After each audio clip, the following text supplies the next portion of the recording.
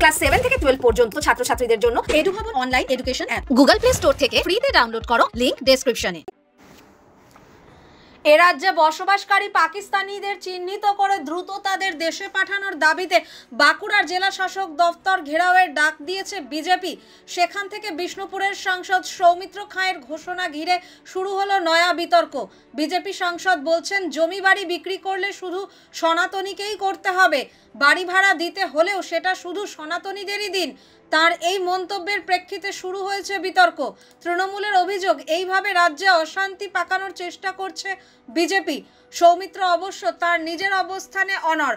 সোমবার বাঁকুড়ার জেলা শাসকের দফতরে ডেপুটেশন জমা দেওয়ার কর্মসূচি থেকে মাইক হাতে সৌমিত্র বলেন, সনাতনী ছাড়া জমি বা বাড়ি বিক্রি করবেন না, সনাতনী না হলে তাকে বাড়ি ভাড়াও দেবেন না। সম্প্রতি দীঘার জগন্নাথ মন্দির উদ্বোধন অনুষ্ঠানে সস্ত্রীক দিলীপ ঘোষের উপস্থিতি নিয়ে সৌমিত্র খাঁয়ের মন্তব্যে অনেকটাই জলঘোলা হয়েছে।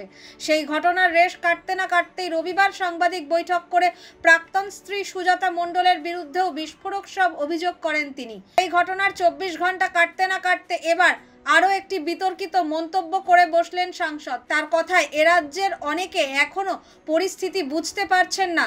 আপনি বাড়ি বানিয়ে হয়তো ভাবছেন সারা জীবন সেই বাড়িতে থাকবেন, কিন্তু আপনি তা পারবেন না। আপনার ছেলেমেয়েরা বাইরের রাজ্যে কাজ করতে যাবে, সেই অবস্থায় আপনি মারা গেলে বাড়িটির দখল নেবে রোহিঙ্গারা। তাই আমার অনুরোধ, দয়া করে সনাতনী ছাড়া কাউকে জমি বিক্রি করবেন না, সনাতনী ছাড়া অন্যদের বাড়ি ভাড়া দেবেন না।